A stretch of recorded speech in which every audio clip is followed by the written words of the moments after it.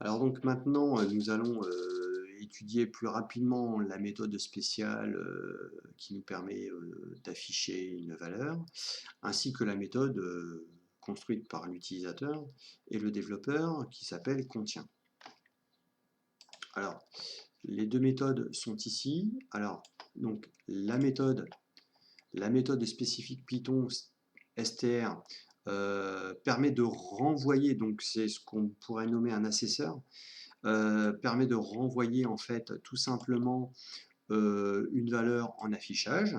En l'occurrence, là, je vais tout simplement renvoyer le disque contient-il le point et str plus donc la valeur point qui est convertie en valeur alphanumérique. En sachant que cette méthode-là ne peut renvoyer que des valeurs de type string. C'est pour ça qu'on l'appelle méthode str, voilà, tout simplement.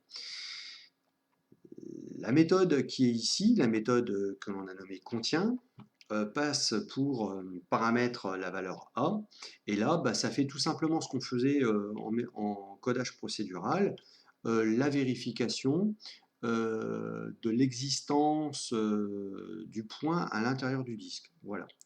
Alors, tout simplement, si j'exécute ici, qu'est-ce qui se passe? Pas grand-chose. Pourquoi? Enfin, pas grand-chose. Si, effectivement, j'ai exécuté le code et donc j'ai gardé en mémoire la valeur C, donc l'objet C pour mon disque, point.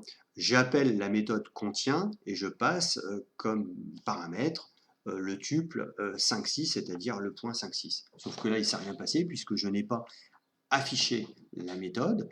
Donc je pourrais ici indiquer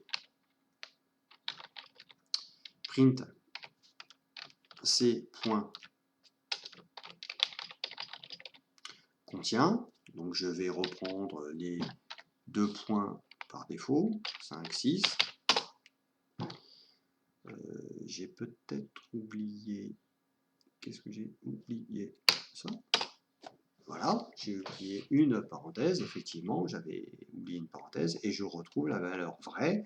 Donc ça veut dire que les coordonnées du point 5,6 sont bien à l'intérieur du disque de rayon 7 qui a pour coordonnées centrales 2 et 3. Voilà, tout simplement.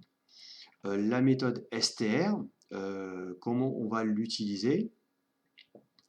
Eh bien, nous allons tout simplement faire un print de l'objet C. Là, le fait d'afficher l'objet C renvoie automatiquement la méthode spéciale str et donc nous dit que le disque contient-il le point.